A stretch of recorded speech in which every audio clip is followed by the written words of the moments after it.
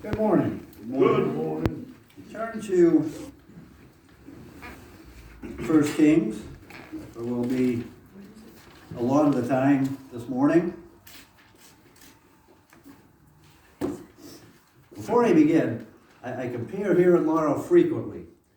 And Laurel, of course, I have the microphone, either I'm looking at one or there's one on my tie clip. And so I'm really not worried about how loud I speak.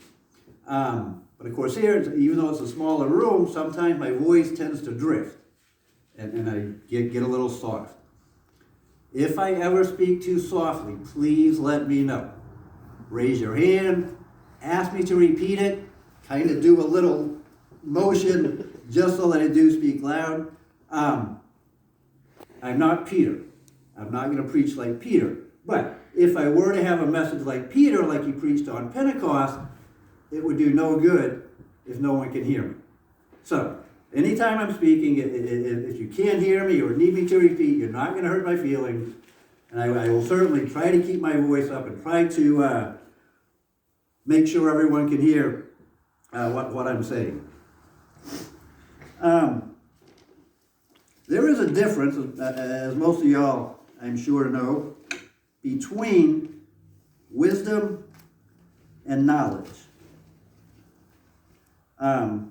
Most of us are probably familiar with the Serenity Prayer.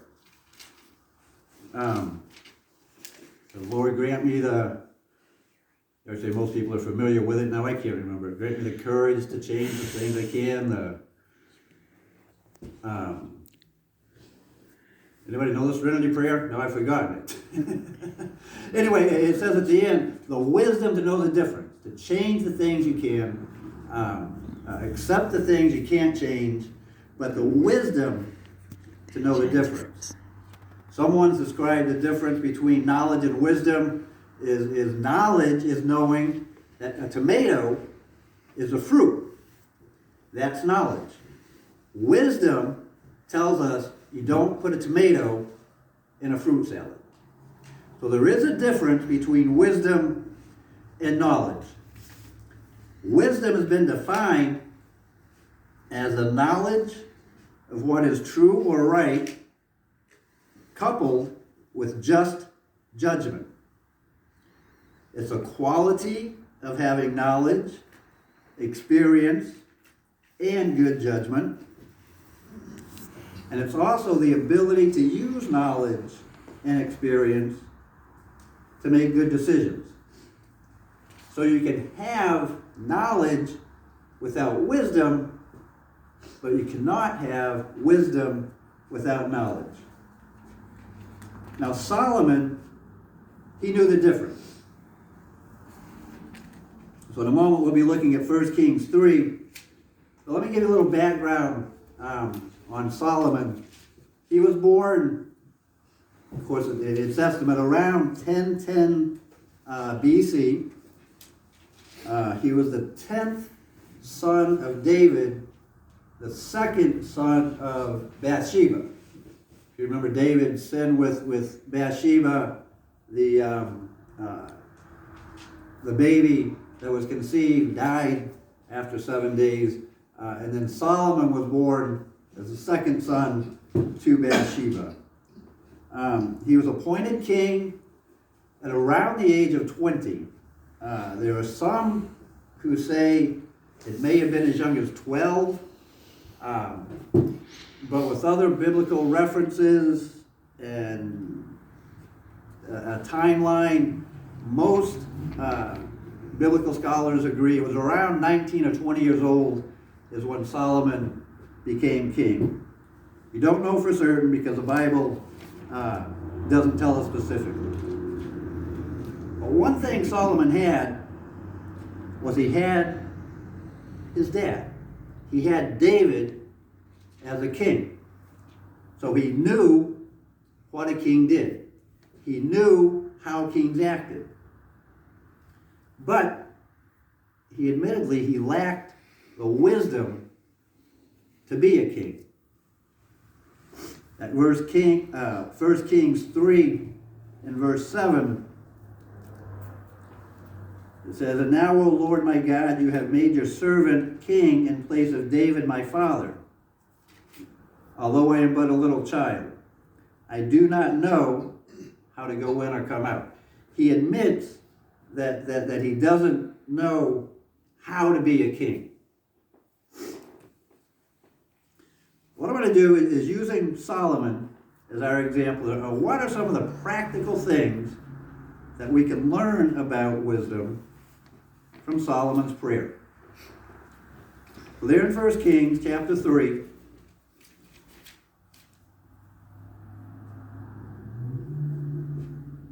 we'll begin in verse 3. 1 Kings 3, verse 3 says, "Solomon loved the Lord, walking in the statutes of David his father, only he sacrificed and made offerings at high places. And the king went to Gibeon to sacrifice there, for that was a great high place. Solomon used to offer 1,000 burnt offerings on the altar. At Gibeon," this is verse 5, "at Gibeon the Lord appeared to Solomon in a dream by night." Excuse me. And God asked, "Ask what I shall give you." This is God talking to Solomon. "Ask what I shall give you." And here's Solomon's prayer to God, verse 6. "Solomon said, you have shown great and steadfast love to your servant David, my father, because he walked before you in faithfulness, in righteousness, and in uprightness of heart toward you. And you have kept for him this great and steadfast love, and have given him a son to sit on his throne this day." Verse 7. "And now, O Lord my God, you have made your servant king in place of David my father, although I am but a little child. I do not know how to go in, I do not know how to go out or come in. And your servant is in the midst of your people whom you have chosen, a great people, too many to be numbered or counted for multitude." Verse 9, here's Solomon's request. "Give your servant, therefore, an understanding mind to govern your people, that I may discern between good and evil. For who is able to govern this great people?" First of all, let's look at what is wisdom. Wisdom is, first of all, it's an understanding mind. Verse 9 says, "Give your servant an understanding mind." Charles Spurgeon, he wrote, "Wisdom is the right use of knowledge." Albert Einstein defined wisdom, or said of wisdom, that wisdom is not a product of schooling, but of the lifelong attempt to acquire it. One of the Greek words, sekel, it's one of the words that's translated wisdom, but sekel literally means sense, shrewdness, or understanding. So what is wisdom? Wisdom is understanding. Wisdom is also the fear of the Lord. If you'll turn with me to Proverbs 9, verse 10. By the way, just a warning, if we were to speak about wisdom and everything that I knew about wisdom, I would probably talk about 35 seconds. So most of what I'm going to talk about today is going to come right from the Bible. There's going to be a lot of scriptures, and we're going to let God tell us about wisdom. So Proverbs 9 and verse 10 says, "The fear of the Lord is the beginning of wisdom, and the knowledge of the Holy One is insight." If you turn back to Job, chapter 28.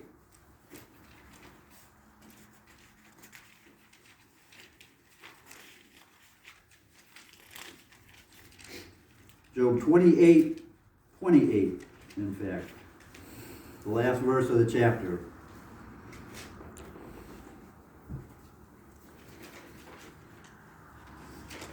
This is Job talking. Job says, "And he said to man, Behold, the fear of the Lord, that is wisdom, and to turn away from evil is understanding."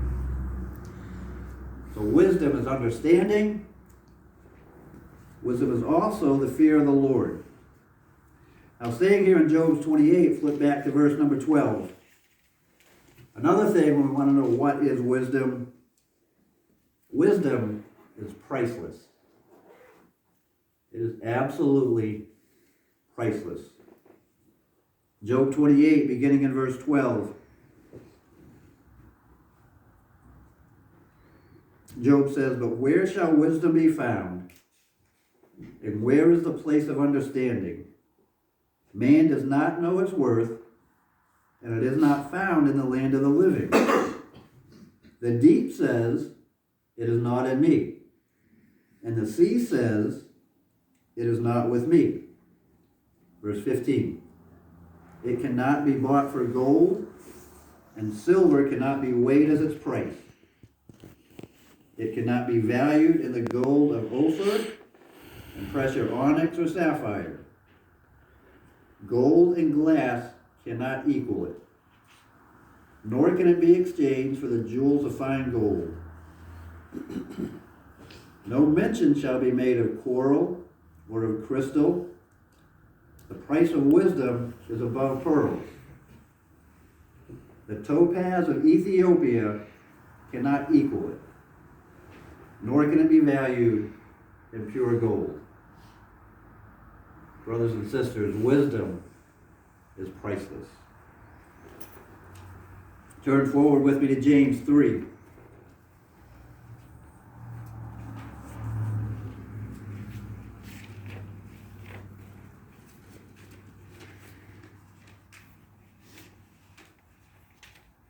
We'll be here in James for a minute. But James chapter 3, verse 17 says, "But the wisdom from above is first pure, then peaceable, gentle, open to reason, full of mercy and good fruits, impartial and sincere." Wisdom is priceless. So we know wisdom, we know what it is. It's understanding.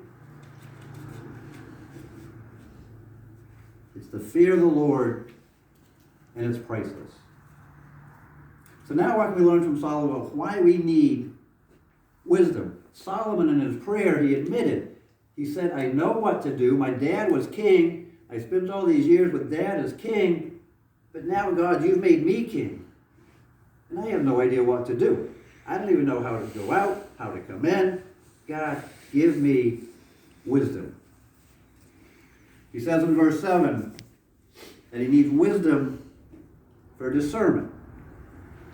He needs to know how to make decisions. He needs to know, even with the knowledge he has to know he's got to make good decisions. He's got to make the right decisions. And he knows he needs godly wisdom. Earlier in 1 Kings, this is before Solomon is appointed king, there's an attempt by his brother, his half-brother, to become king. And anyway, so he goes in, his half-brother goes into Bathsheba and makes a request to Solomon. Anyway, Solomon, he knows he has to get rid of his half-brother. So eventually Solomon, he has his half-brother killed. He has one of his half-brothers' cohorts killed, and another one he just has exiled. So Solomon used earthly wisdom to get rid of his enemies, his brother and his brother's little trio of bandits, if you will. Solomon uses earthly wisdom to dispose of them, but Solomon now says he needs godly wisdom. He needs godly wisdom to rule his people. There in James 3, go back a few verses, beginning in verse 13. James writes, "Who is wise and understanding among you? By his good conduct, let him show his works in the meekness of wisdom. But if you have bitter jealousy and selfish ambition in your heart, do not boast and be false to the truth. Verse 15, this is not the wisdom that comes down from above, but is earthly, unspiritual, demonic. For where jealousy and selfish ambition exist, there will also be disorder and every vile practice. Verse 17 again, but the wisdom from above is first pure, then peaceable, gentle, open to reason, full of mercy and good fruits, impartial and sincere, and a harvest of righteousness is sown in peace by those who make peace. James 3:17 sounds an awful lot like Galatians 5:22.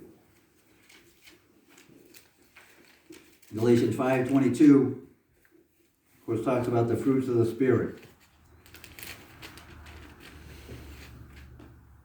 Galatians 5:22, Paul writes, but the fruit of the Spirit is love, joy, peace, patience, kindness, goodness, faithfulness, gentleness, self-control. Against such things there is no law. Why do we need wisdom? So that we can imitate and we can have and we can live by the fruits of the Spirit. Turn back with me to Proverbs chapter 2.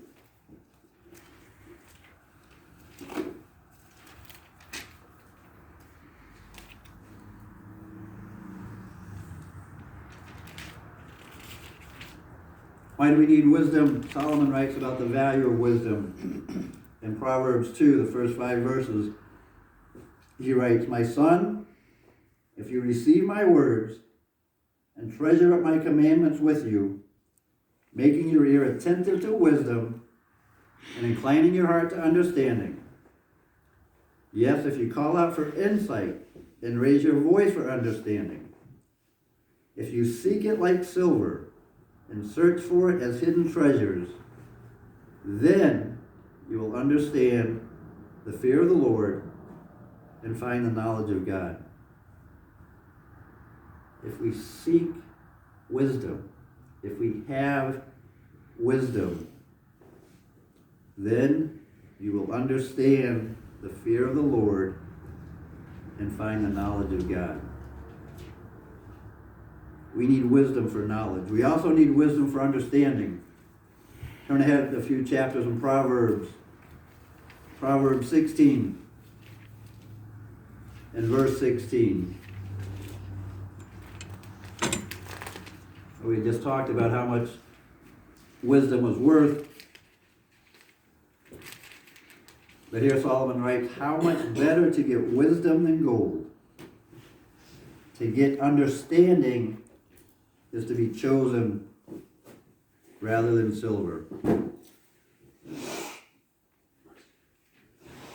We need wisdom for a long life. Turn back to Proverbs 3. And I told you there'd be a lot of scriptures this morning.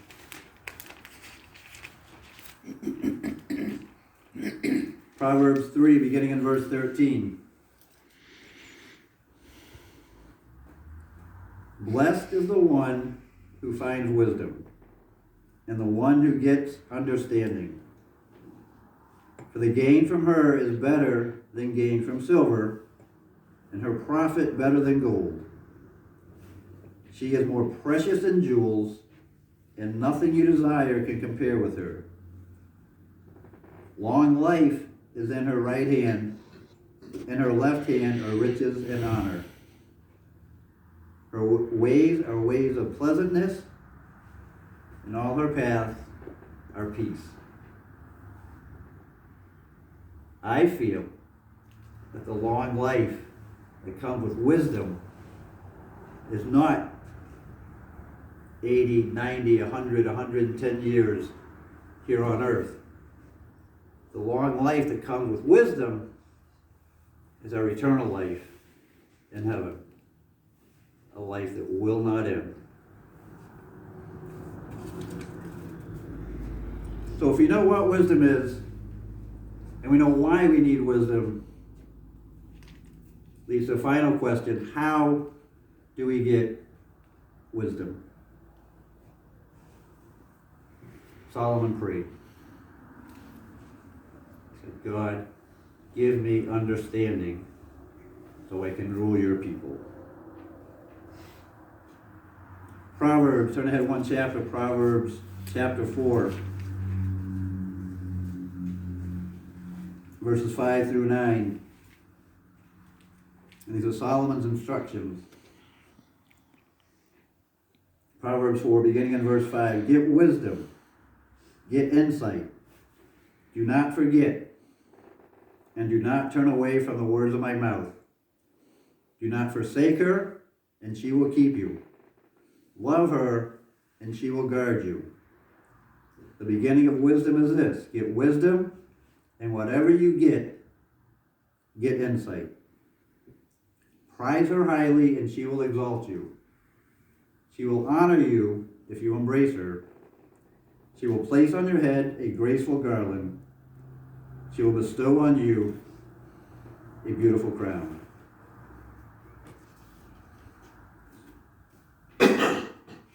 Paul tells us in 2 Timothy 2, you don't have to turn it if you don't want to, it's a familiar verse, 2 Timothy 2:15, where he says, do your best to present yourself to God as one approved, a worker who has no need to be ashamed. What's the last half of that verse?